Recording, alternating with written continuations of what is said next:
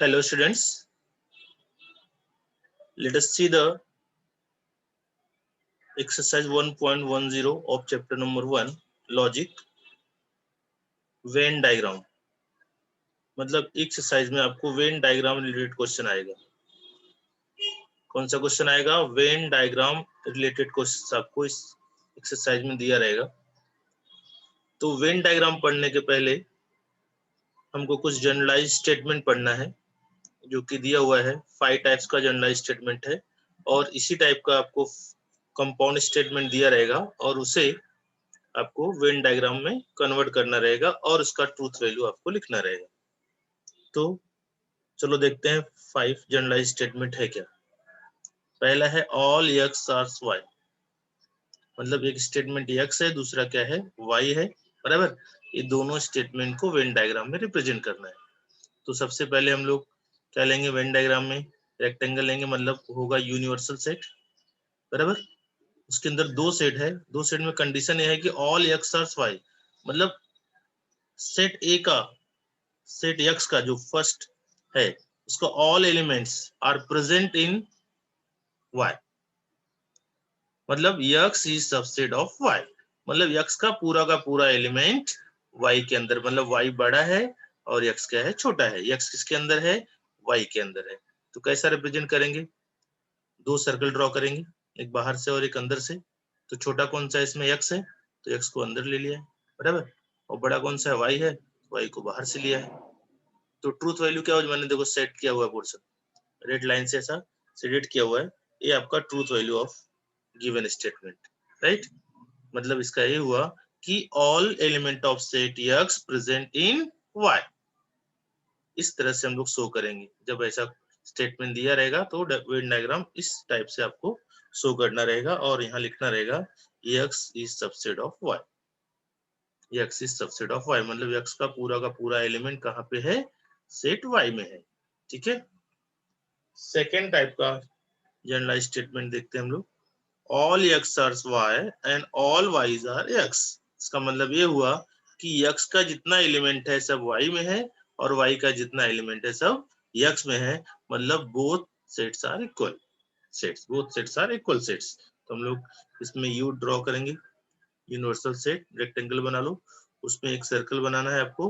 X और Y दोनों same statement है, इसलिए एक्स इक्वल टू वाई इसके अंदर लिख दो, आपको इसका आंसर मिल जाएगा। ये हो गया आपका सेकेंड स्टेटमेंट।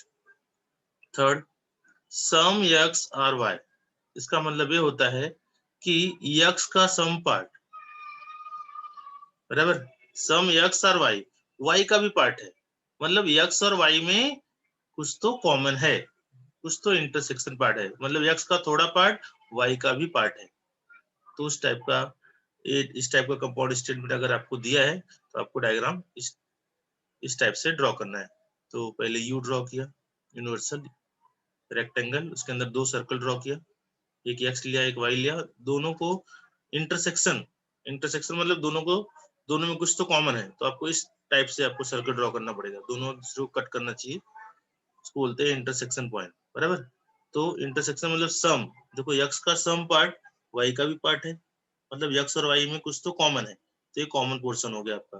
तो जो शेडेड पोर्शन है truth value of the given statement होगा। तो इसमें क्या होगा? X intersection of Y not equal to 5, मतलब एक्स और वाई में क्या होगा? नॉट इक्वल टू 5 का मतलब ये नल सेट है या एम्प्टी सेट बोल सकते हो इसको, बराबर। मतलब वो खाली नहीं है, खाली नहीं है, कुछ तो कॉमन है, कुछ तो कॉमन है। नंबर ऑफ एक्स, क्या दिया? नो एक्स आर वाई, मतलब एक्स का कोई भी एलिमेंट वाई का एलिमेंट नहीं है, मतलब दोनों सेट्स क्या है? अलग अलग है। तो यू ड्रॉ किया, एक्स को एक सर्कल में एक्स रखा, एक सर्कल में वाई रखा, दोनों में कुछ भी कॉमन नहीं है, बराबर, दोनों में कुछ भी कॉमन है, मतलब डिसजॉइंट सेट्स हो गया। डिसजॉइंट सेट का मतलब दो सेट में अगर एक भी कॉमन एलिमेंट नहीं होता उसको हम लोग क्या बोलते हैं? Disjoint set. मतलब दोनों क्या है? दोनों का इंटरसेक्शन क्या है? कुछ नहीं है, मतलब एम्प्टी है, मतलब नल सेट है। तो X intersection Y is equal to null set. Null set मतलब एम्प्टी सेट, या फिर इसको 5 भी बोल सकते हो आप। जब इस टाइप का कंपाउंड स्टेटमेंट दिया रहेगा तो आपको ऐसा वेन डायग्राम ड्रॉ करना रहेगा। फिफ्थ वन आता है आपका, fifth and last generalise statement क्या है देखो, some x are not y, मतलब x का कुछ पार्ट जो y में नहीं है, x का कुछ पार्ट है जो y में नहीं है, मतलब x का कुछ एलिमेंट है जो y के साथ नहीं है। तो उस टाइप का डायग्राम बनाने के लिए आपको यू ड्रॉ करना पड़ेगा पहले, यूनिवर्सल सेट। 3 स्टेटमेंट होता है, 3 मार्क्स के लिए एग्जाम में आता है, बराबर। तो पहले आपको एज्यूम करना है, यू एज्यूम करना है, x और y एज्यूम करना रहेगा, 1 मार्क्स उस पे रहेगा, 1 मार्क्स आपको डायग्राम पे रहेगा, और 1 मार्क्स आपको वहां पे नीचे ट्रूथ वैल्यू लिखना पड़ता है, उस पे रहेगा। तो टोटल कितने मार्क्स के लिए आता है, 3 मार्क्स के लिए आता है। और बहुत ही सिंपल एक्सरसाइज है, 1 बाय 1 हम लोग सीखेंगे इसको। देखो, some x are not y, मतलब इस टाइप का अगर स्टेटमेंट दिया है तो वेन डायग्राम आपको ऐसा ड्रॉ करना पड़ेगा।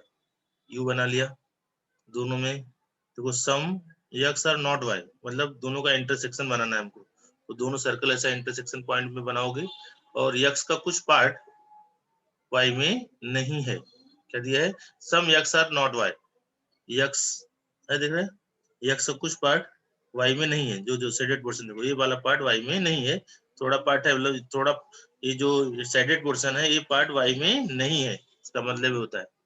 तो x minus Y not equal to 5, x minus Y not equal to 5, इस टाइप से इसका स्टेटमेंट, इसका ट्रूथ वैल्यू होता है। ये हो गया आपका 5 generalise statement of Venn diagram. इसका यूज करके हम लोग एक्सरसाइज 1.10 सॉल्व करेंगे, राइट।